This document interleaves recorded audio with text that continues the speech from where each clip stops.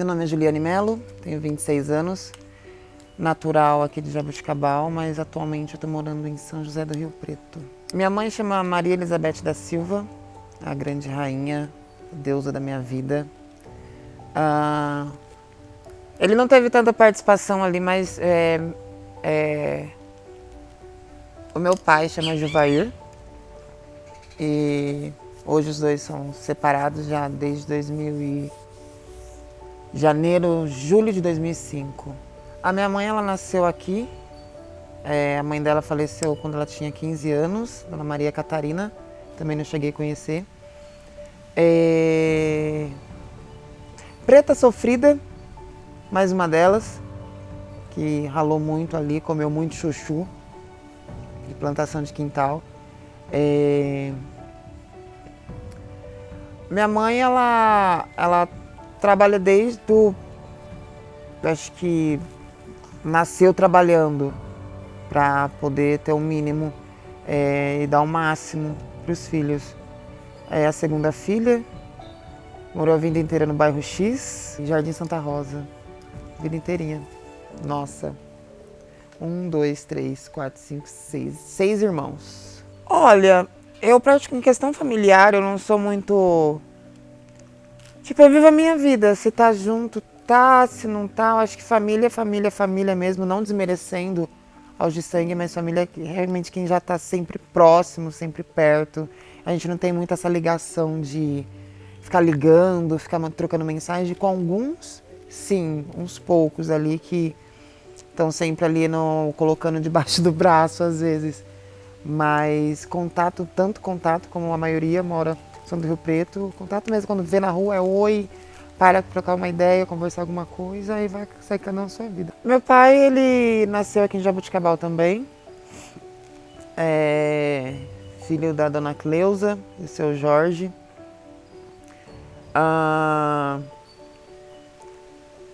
Não tem muito o que falar, eu acho, sobre ele, sabe? Tipo, boas lembranças, más lembranças, isso eu não minto pra ninguém. Existem alguns certos traumas ainda para serem superados, mas nada muito demais, não acrescenta tanto mais acho que na minha história de vida. Não teve tanta participação, então é indiferente. Eu sou a segunda filha. Primeiro veio a Nayara com 28 anos atualmente. Eu, Juliane, com 26.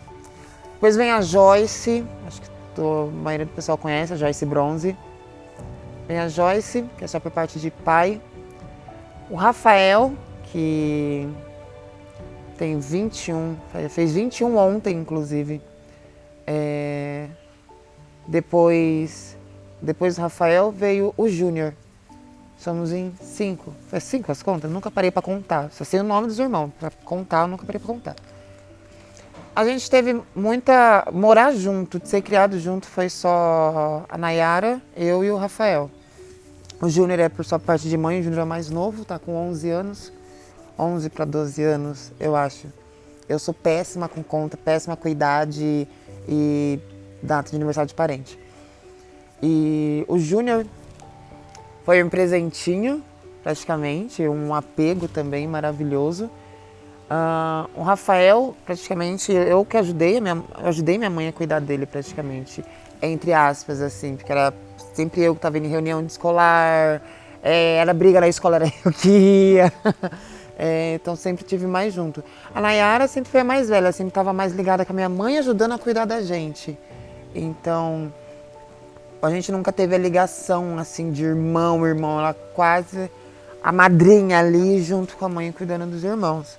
Era ela que sempre estava limpando a casa, apesar que cada um tinha a sua função ali, que era o mínimo, né, para ajudar a mãe.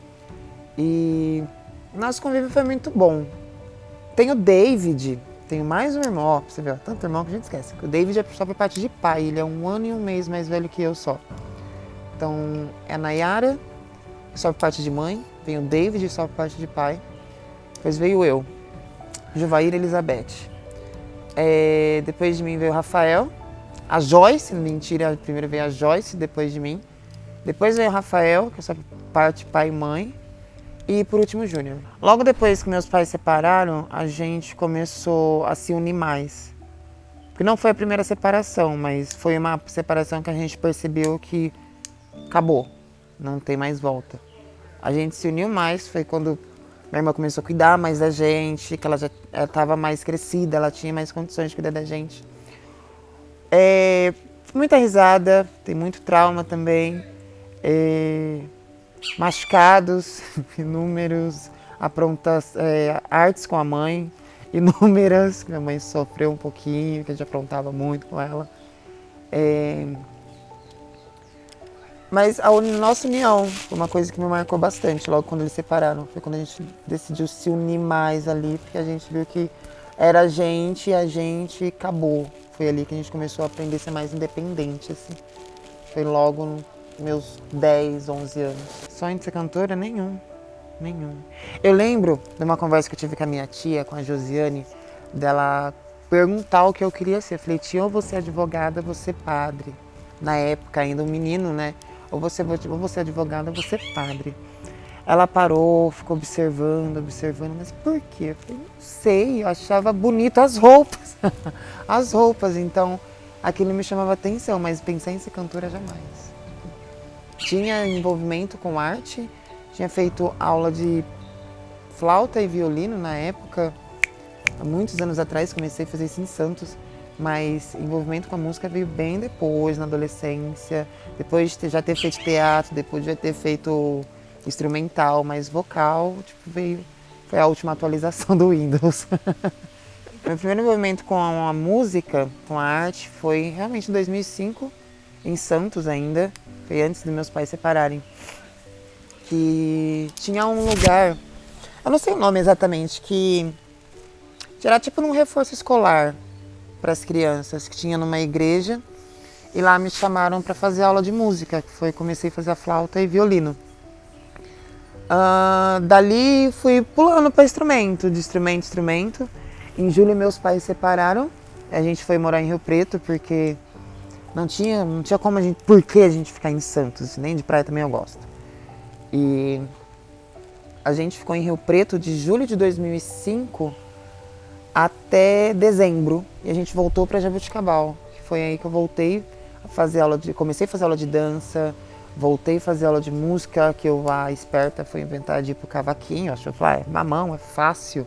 Comecei a fazer aula de cavaquinho na Escola de Artes, por bolsa de estudos, pela ONG Amor Solidário. Mas dali desisti, depois de 2, 3 semanas, já com os dedos tudo comindo, cheio de calo. Passei pro violão, que foi ali que eu me apeguei mesmo ao instrumento. Falei, esse é o instrumento que eu quero. O Paulinho, ele é professor de música da ONG Amor Solidário, foi meu professor por anos. Do violão passei por contrabaixo, bateria, teclado, foi indo instrumento, percussões. O Paulinho, a minha formação musical veio do Paulinho. O que eu aprendi, ele deu o caminho e eu fui estudando. Ele me ensinou muita coisa. Começar a cantar também foi junto com o Paulinho, porque a gente tinha banda que a gente apresentava na igreja. Sim. As músicas que a gente apresentava na igreja, tudo bonitinho. Fazia apresentação para ONG, fazia movimentos pro 7 de setembro também, junto com a ONG, era divertidíssimo. Mas cantar mesmo, eu lembro que eu tava num rolê na Praça do Barbieri, há muito tempo, nossa. E uma amiga minha, eu tava cantando na sua estante, da Pitty. Uma amiga minha veio e elogiou, a Yasmin, maravilhosa, saudades inclusive. Elogiou, falou, nossa, Gil, você deveria investir. Um outro amigo meu também, daqui de Jaboticabal, que infelizmente não está mais entre nós, que o Perereca, lá da vila, ele também me elogiava muito, pedia desesperadamente para eu cantar como nossos pais para ele, mas infelizmente não teve tempo pelo seu suicídio, não deu tempo, né? E aí foi que eu fui fui pedalando, fui indo. Voltei a tocar violão. Foi quando eu voltei a estudar, que eu parei o ensino médio, porque eu tinha ou trabalhava ou eu estudava. Os dois não dava tempo. Eu comecei a trabalhar à noite, pizzaria, restaurante. Aqui em Jabuticabal, em vários, já atendi muita mesa aqui em Jabuca. Eu comecei a trabalhar mais e estudar menos. E tanto que nisso eu abandonei até a dança, que eu já tinha 3 anos de dança de rua, já tinha ano de balé, já tinha ano de instrumento, abandonei tudo só para trabalhar. Porque eu trabalhava à noite e dormia durante o dia, então não tinha disposição, não tinha um certo psicológico para suportar tudo de uma vez. Então eu comecei só a trabalhar. Aí voltei a estudar, quando eu resolvi voltar a mexer trabalhar com música, que foi quando eu voltei a tocar violão depois de 3, 4 anos, sem envolvimento em qualquer tipo de arte. Eu voltei a estudar, no Dona Aurora ainda à noite, era maravilhoso, só que fiquei 2 meses e meio, porque tinha que voltar a trabalhar. Voltei a trabalhar no restaurante onde eu trabalhava, lá na Santa Amélia, que foi uma participação na minha vida essencial, trabalhar com eles. Aprendi muita coisa. E aí eu parei de estudar de novo. Pretendo voltar, inclusive, porque ainda não terminei. E resolvi realmente apostar na música. Sem data em barzinho. Sem programação pra música. Sem convite pra nada. Falei, eu vou, cara, eu vou fazer, tipo... Não tem porquê, se é o que eu quero, eu vou atrás. Muita gente olhou pra minha cara e falou, Ju, não vai, isso não vai dar dinheiro, ninguém vai parar pra te ouvir. Eu já tive gente no começo de olhar e falar, nossa, tudo bem quando a música tocando, eu só não gosto quando ela canta junto. Eu ouvi isso, tipo, da pessoa falar, olhando nos meus olhos. Mas, graças a Deus, eu confio muito no meu sonho, sabe? Eu confio muito no onde eu posso chegar. Onde eu cheguei até hoje, por insistência, porque muitas das coisas a gente vence pelo cansaço, não um cansaço ruim, sabe? Pelo cansaço, tipo, eu ralei, cara, eu fui atrás do que eu queria fazer. E foi quando eu decidi apostar mais na música. Que eu saí do restaurante, todo mundo me chama de louca. Hoje, parando pra pensar, realmente fui muito doida, não sei o que eu tava arrumando. Mas, graças a Deus, deu certo. Saí daqui... E de Jaboticabal, de novo, tem 1 ano, primeira vez que saí foi pra ir pra São Paulo. Apostei numa banda que eu tava participando, tal, uma banda de axé, eu fui vocalista de banda de axé.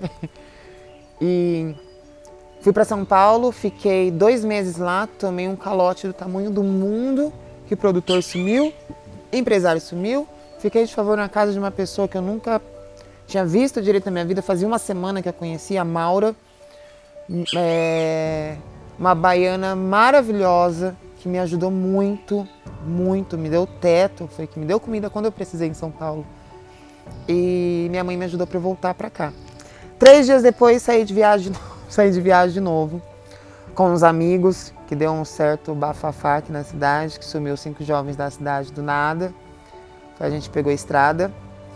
Fomos a pé, eu fui até Santos, fazendo arte de rua. Dali eu já tinha um certo conhecimento da arte de rua, como Clau, vendendo poesias. E fomos, não chegou em mim. Dei uma entrevista para a Rádio Gazeta na época, num domingo, dia 25 de setembro, eu lembro como se fosse ontem. Eu cheguei na Praça da Fonte, olharam pra minha cara e falou, Gil, vamos pro Rio de Janeiro. Bora. Falei, como assim vamos pro Rio de Janeiro? Nós vamos amanhã, vamos. Falei, gente, eu não tenho dinheiro, eu não tenho nada. Acabei de voltar de São Paulo, com todo um calote, vamos na frente e tá atrás. Não precisa, a gente vai de carona, a gente vai a pé. Eu falei, gente, que raio de ideia é essa? Porque não faz sentido você catar sua mochila, catar mais 3, 4 jovens e catar a estrada. Com um de menor na época. O Thalisson, na época, era menor de idade. Muito idiota. Eu cheguei até Santos, os 3 meninos voltou no 3º dia, que era um menor de idade, tava com o irmão mais velho e um outro rapaz. E eu e mais outra mina trans fomos de viagem, catamos juntos esse beco. Os 3 meninos voltaram no terceiro dia em Ribeirão Preto quando acharam a gente, o caminhoneiro caguetou, caguetou a gente. Todo mundo com boletim de ocorrência. Os amigos, a polícia, conversamos com todo mundo para saber onde a gente estava, por que a gente saiu da cidade, por que sumiu todo mundo. Foi muito engraçado porque parece que a gente tinha que sair, porque a gente combinou. Na hora que eu falei, voltei de São Paulo agora, tipo, tô com uma mão na frente e outra atrás, não tá perdendo nada, vamos. Um olhou pra cara do outro e falou, então por que não vai agora, ao invés de amanhã? Foi cada um para suas casas, fizemos a rota, foi cada um passando na casa do outro, catamos marginal e vazamos pelo Guanabara. Vamos chegar em Ribeirão um dia e meio depois, de carona. 5 jovens, mochila na costa, garrafa de água de 2 litros todo mundo e uma bicicleta. Ninguém pegou cobertor, ninguém pegou travesseiro, ninguém se preocupou com alimentação, ninguém se preocupou com nada. A única coisa que nós tínhamos 2 artistas de rua e 3 meninos que também iam aprender ali na raça, tipo, na força do ódio, né? Na força da necessidade. Em Ribeirão a gente conseguiu fazer umas moedas, que a gente vendeu a bicicleta do Lucas, para um rapaz que vendia bala, vendemos por 20 a bicicleta. Compramos maquiagem de Clau, fomos pro semáforo, fizemos dinheiro, conseguimos tentar sair de Ribeirão. Quando estava tentando sair de Ribeirão, a polícia achou a gente, trouxe o Thalisson de volta. O Thalisson, irmão, que tinha que voltar para tirar o boletim de ocorrência. E eu e a Vale só se dirigiu mesmo ao DP de Ribeirão só para tirar a queixa. Mas deu tudo certo. Os meninos não voltaram, falaram pra gente esperar na rodoviária, tava as 2 pintadas de palhaço em frente à rodoviária de Ribeirão Preto, sentada no chão chorando, porque a gente passou, aqueles 3 dias que a gente passou com os meninos, a gente falou, somos nós. Foi o que eu disse sobre família quem tá perto. Então a gente ficou meio bad por eles não voltarem. Então tava as 2, toda pintada de palhaço, sentada no chão da rodoviária chorando. Aquela cena foi triste em si. Mas eu e a Valete decidiu seguir viagem. Saímos de Ribeirão Preto às 10h30 da noite, de frente à rodoviária. Seguimos a pé pela estrada e chegamos em Cravinhos às 6h30 da manhã para fazer Clau também. Fomos parados por polícia civil, apontando arma na cabeça, porque estava paisana, acordando, chutando a gente. A gente dormiu muito na rua, pracinha, em Coreto, calçada, albergue, rodoviária. A gente foi seguindo da forma que a gente achou que dava para segurar, até chegar em Campinas. Foi de cidade, pulando, passava um dia numa cidade, outro dia em outra. Campinas a gente segurou um mês lá, aí a Varis teve um certo desentendimento e ela ficou em Campinas e eu segui. A gente falou que não ia voltar, então eu também não vou voltar, eu já saí mesmo, por que eu vou voltar agora?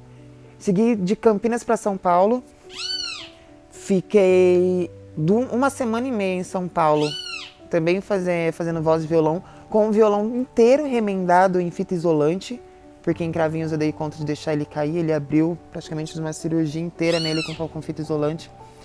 Eu acho que ele ainda tá na casa da minha mãe, meu filhinho.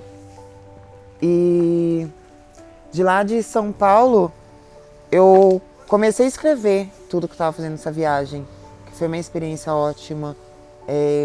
Fui na Cracolândia para conhecer, ver como é que era. Roubaram meu dinheiro? Roubaram, mas comprei uma blusa de frio que eu tenho guardada até hoje. De recordação, inclusive, sou muito apegada com coisa material, coisa... Se parar com isso, quando eu morrer eu tô lascada. E de São Paulo, fui pra Praia Grande, fiquei 2 dias em Praia Grande, também fazendo arte de rua, que foi a hora que Iemanjá me salvou de uma forma inacreditável, porque eu cheguei em Praia Grande, eram umas quase 6 horas, já tava para anoitecer. E para quem é de fora, chegar lá para dormir na rua é super perigoso. Eu com uma fome do caramba, porque o dinheiro que eu tinha feito fazendo rua, me roubaram na Cracolândia. E eu voltei para a rodoviária, ainda bem que eu tinha comprado passagem a mais. Voltei para a rodoviária, fiz, mas na época era R$35 que pagava da van, da última estação de metrô para a Baixada Santista. Fui para Praia Grande, cheguei lá sem um puto e com fome, 6 horas da noite, já não tinha mais doação para moradores de rua, que foi o que me ajudou muito, justamente em Campinas, as doações. E garoando, com mochila nas costas, violão nas costas, aquele monte de cobertor amarrado embaixo da mochila, uma blusa de frio, que eu tenho até hoje também, inclusive, eu coloquei por cima, que ela tem um pano um pouco mais grosso, para tentar descobrir um pouco daquela garoa que estava caindo. A minha primeira coisa que veio na minha cabeça foi ir para a estátua de Iemanjá. Eu desci no calçadão, falei, vai para a estátua de Iemanjá, já veio na minha cabeça. E agora, para que lado que é a estátua de Iemanjá? Conversei, pedi informação, o rapaz me informou. Eu andei 4 praias à frente, a pé, até chegar na estátua de Iemanjá. Ela me abençoou de uma forma tão grande que tinha uma puta numa cesta de fruta. Falei, mãe, desculpa. Sou filha de Anção, mas chamei de mãe porque... Desculpa, mas essa eu acho que era a minha salvação. Agora, consegui abrigo naquele dia atrás da estátua de Iemanjá. Uma pessoa me ajudou. Uma pessoa que estava no hotel na frente, um hotel atrás da estátua. Me ajudou, me deu a passagem para seguir viagem.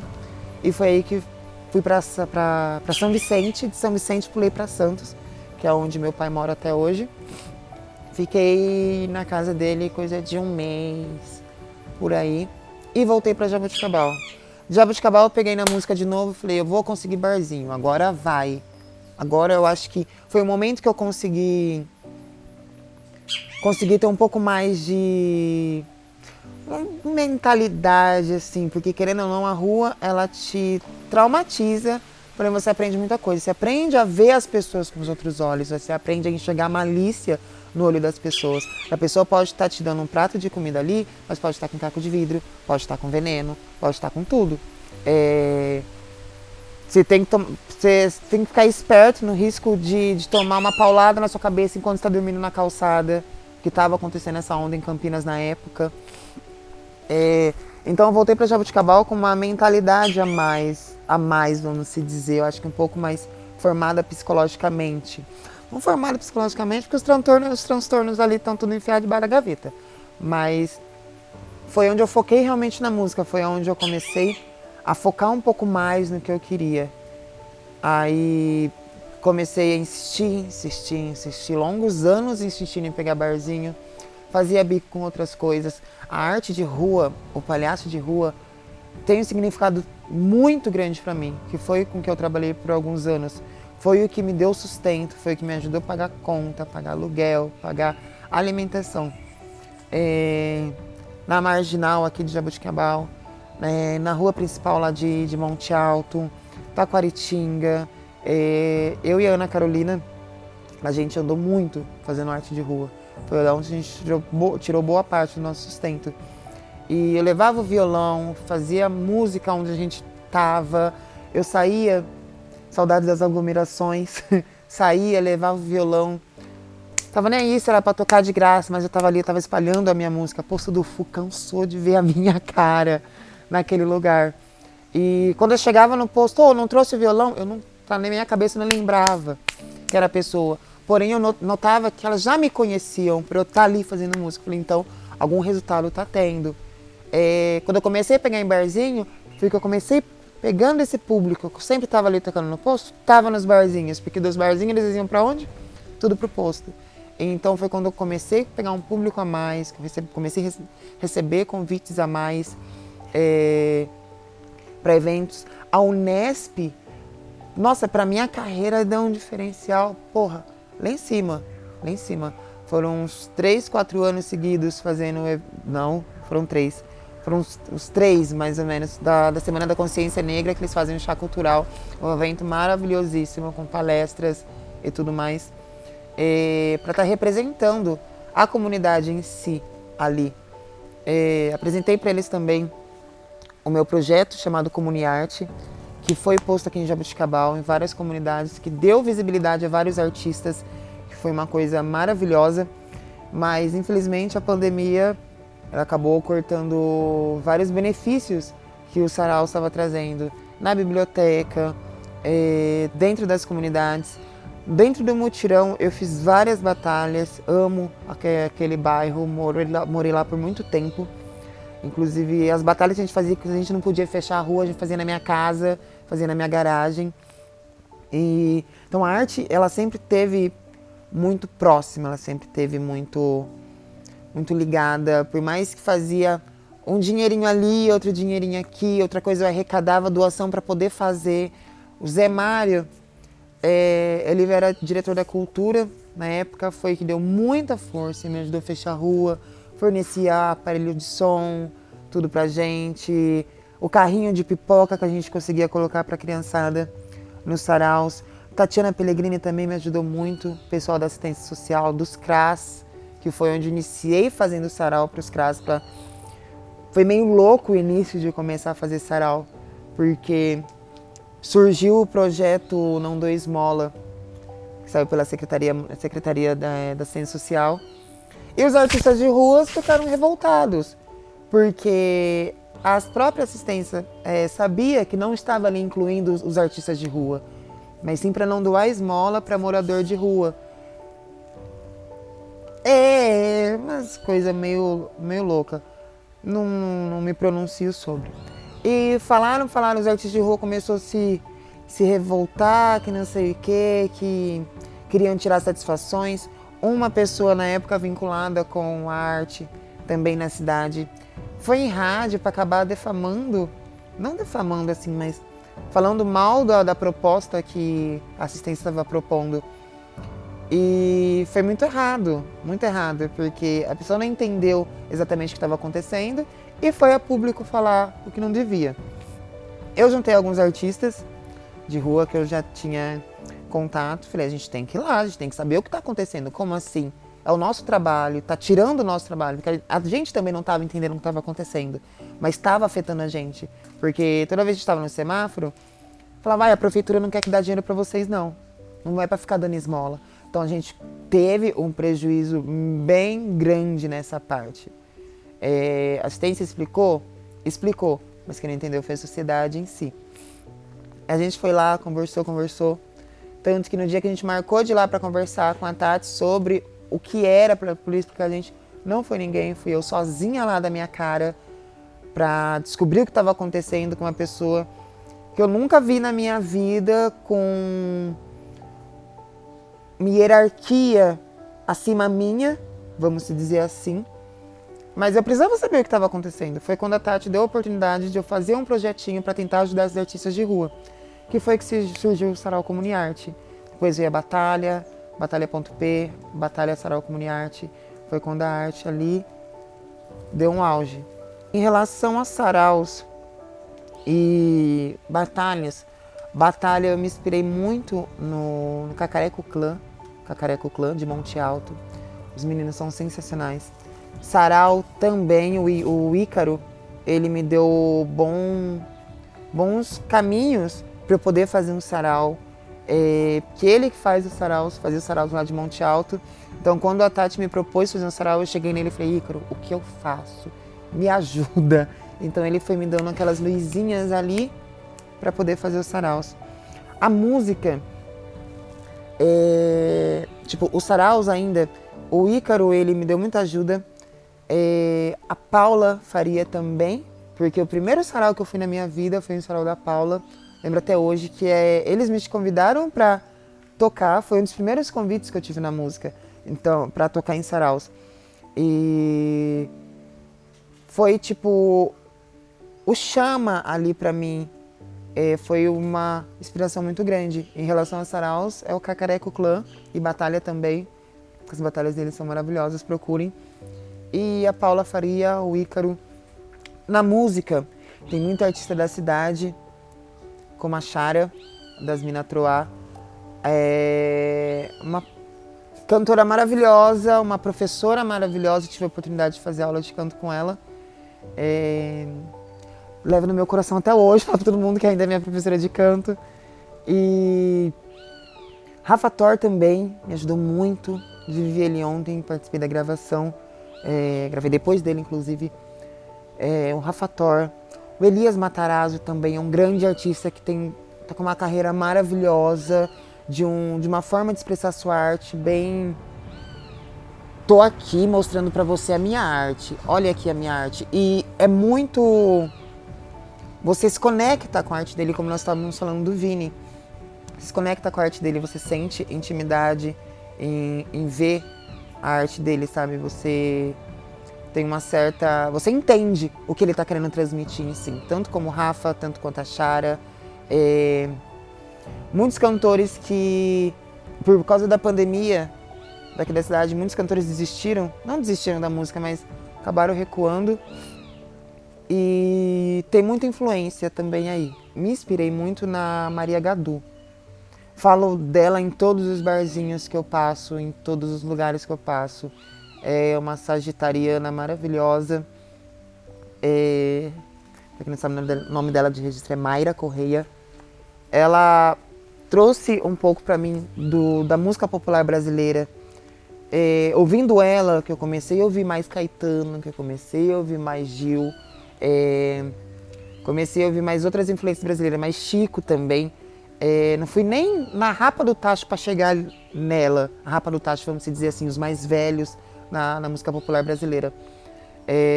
Foi através dela que eu conheci outros cantores, que ela adora fazer um cover também. Adora fazer um cover também. Então a Gadu me inspirou muito no começo da minha carreira.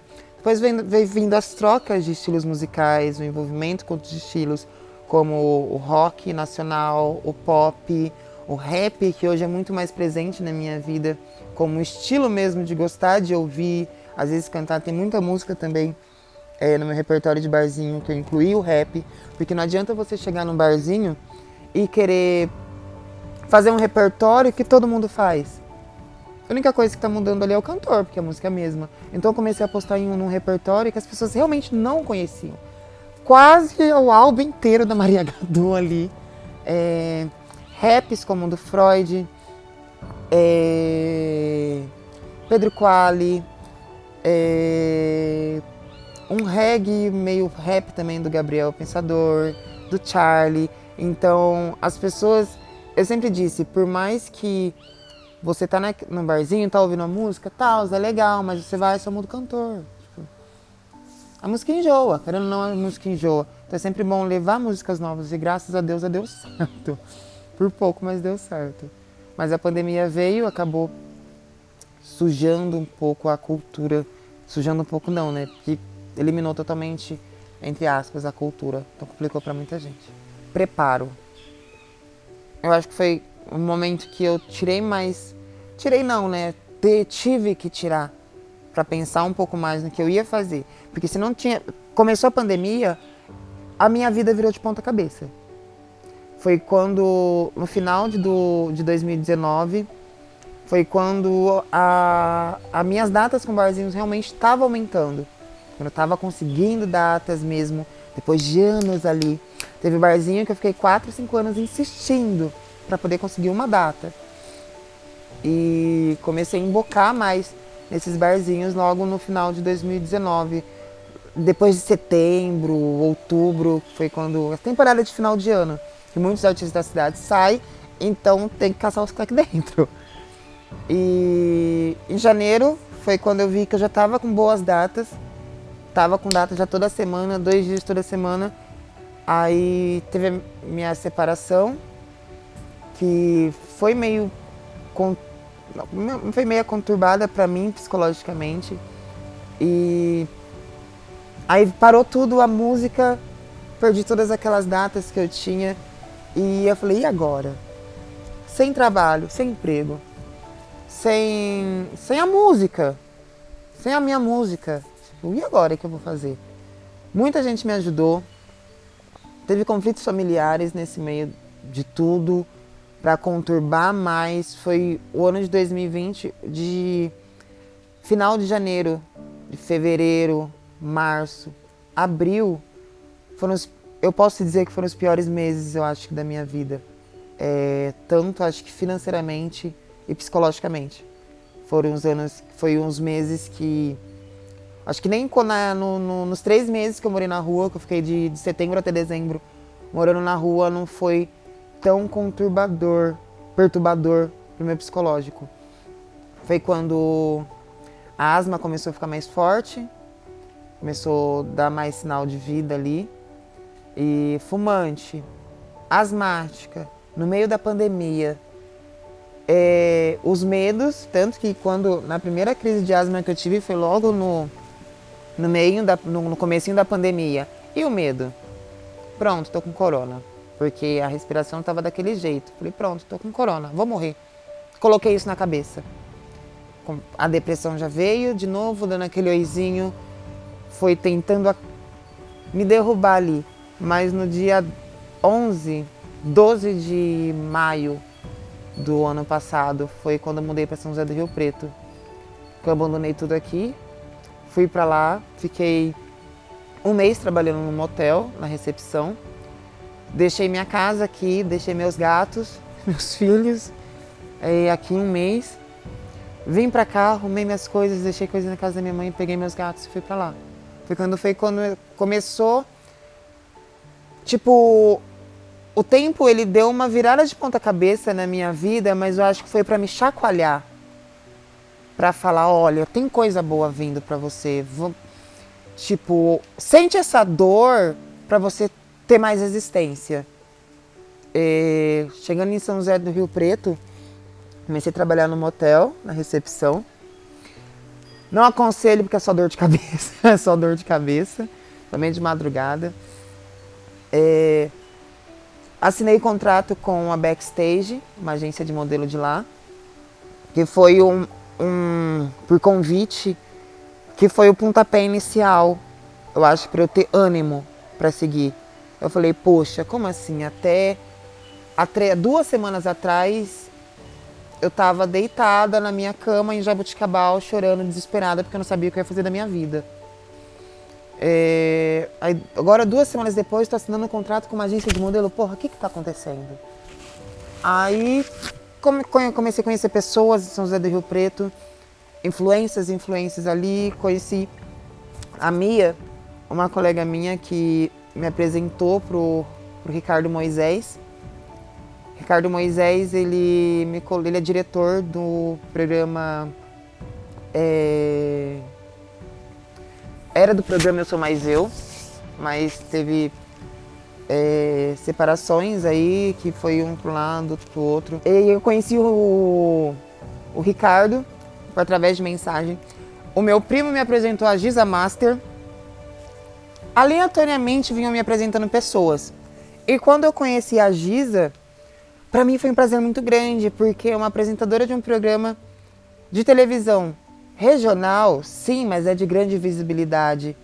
E televisão para mim começou a ser uma coisa nova, uma coisa tipo, uau, para quem tinha vergonha até de fazer uma fotografia. Assinou contrato com uma agência de modelo, agora tem pra televisão. Porra. Tipo, é surreal. Pra mim tava sendo uma experiência, tipo, totalmente diferente. Aí a Giza foi pra Minas. Inclusive, dia 25, acho que já gravo lá no Eu Sou Mais Eu, que tá em Minas. O Show é Seu, que tá na Band Paulista.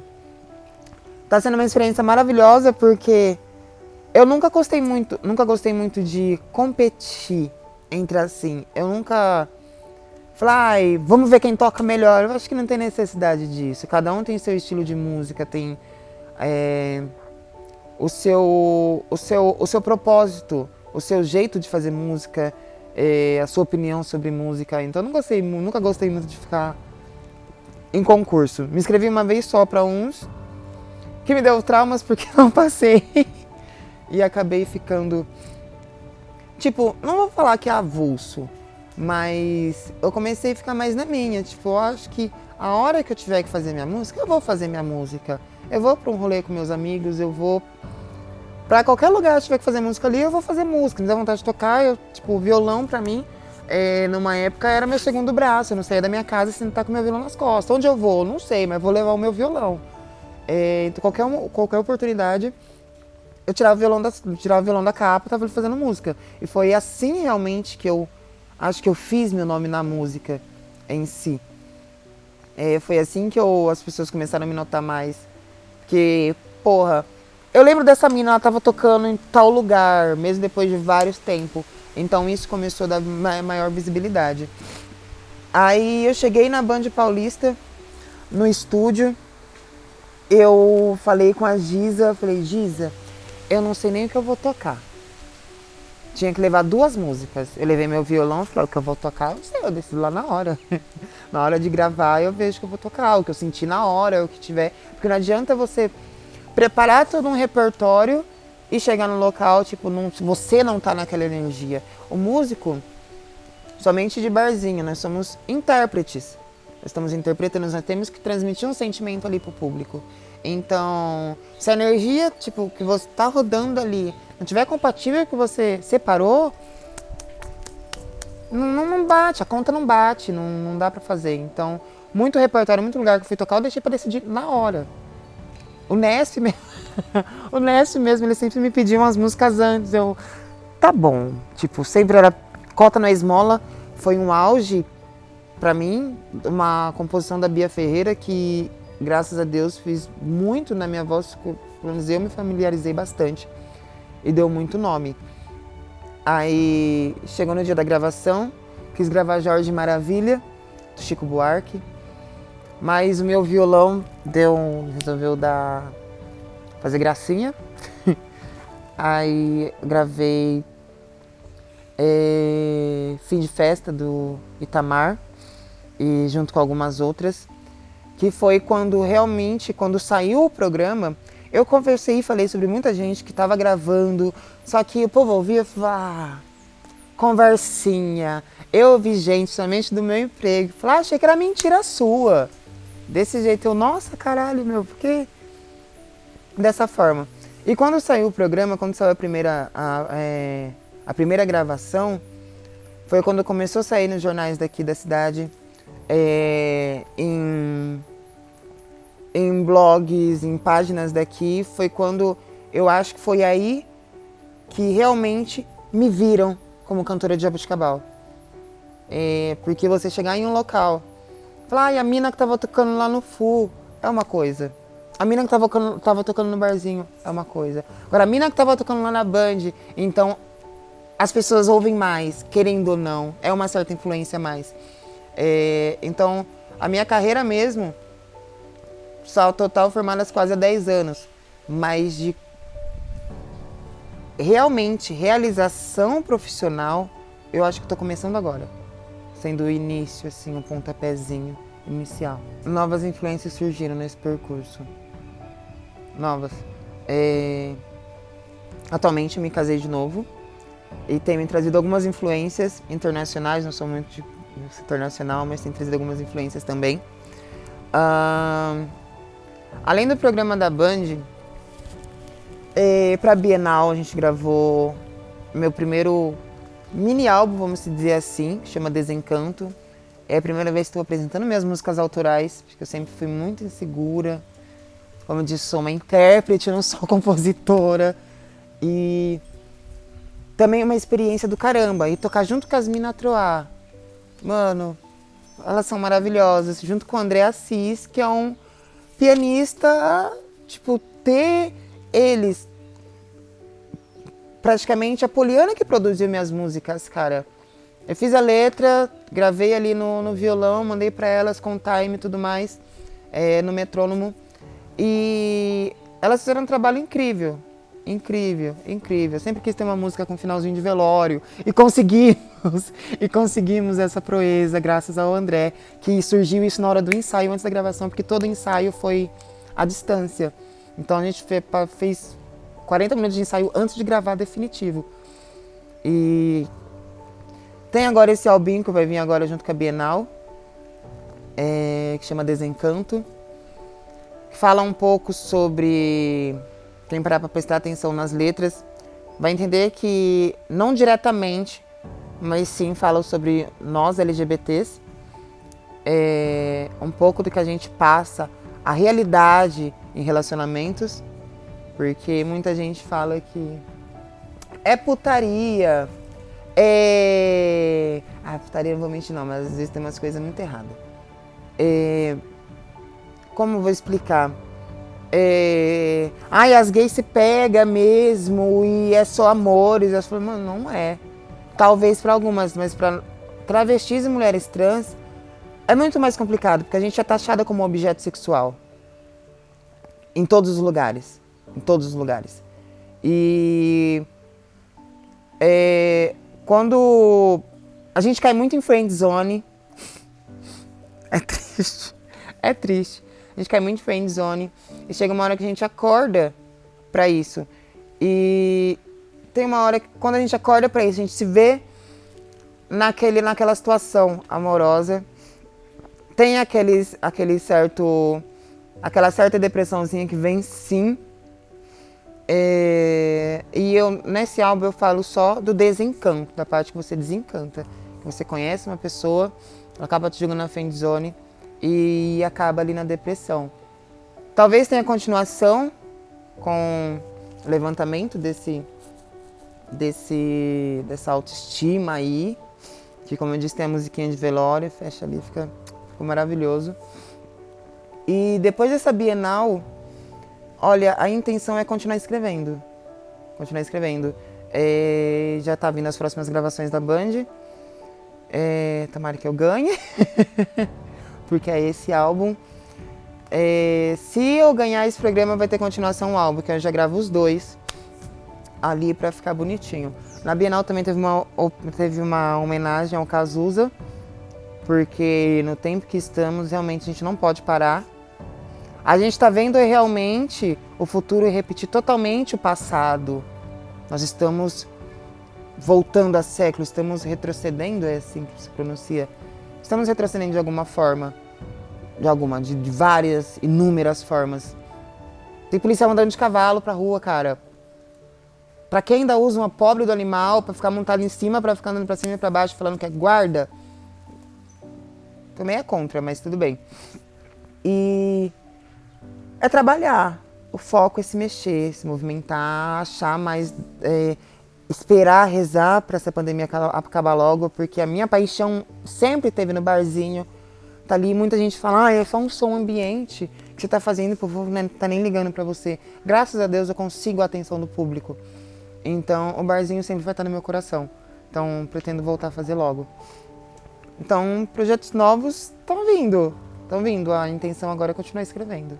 Tipo, internet pra mim, eu sou muito preguiçosa pra fazer material. Pra gravar, pra postar, eu não.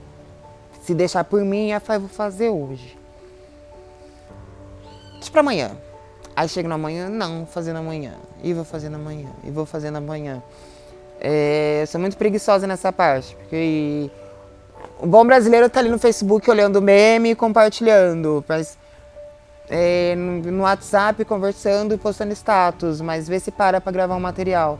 Isso eu tenho que me policiar melhor. Eu não me dou muito bem nessa gestão, tanto que eu já pedi pra alguém mexer no meu Instagram pra mim, né? Mas por enquanto tá tudo meio embolado e praticamente ninguém mais tem tempo pra nada. Mas eu preciso voltar a fazer isso. Preciso voltar a mexer principalmente no Instagram, que eu sou muito preguiçosa. Eu sempre tô... É mais foto, essas coisas, material mesmo da música, gente. Olha só, ela é cantora e não posta material. Eu não tenho a pressa, sabe? Para as pessoas verem a minha música. Eu gosto muito do presencial. Eu não sou muito fã de vídeo, áudio. Eu não gosto de... Ontem mesmo, fez umas fotos também. Ai, Ju, você quer ver? Não, não quero ver não quero ver as fotos. Vai lá, faz o trampo da sua arte, porque vai precisar, e lança. Mas em questão a redes sociais, eu não sou muito chegada, assim, de ficar postando material, não.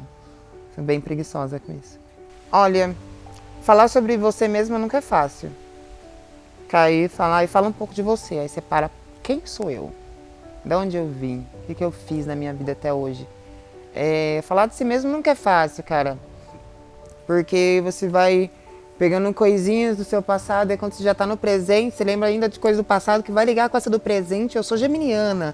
Você vai falando uma coisa, eu tô falando uma coisa, minha cabeça já tá pensando em outra que eu vou falar daqui a alguns minutos e ainda eu começo a me embolar com muita coisa.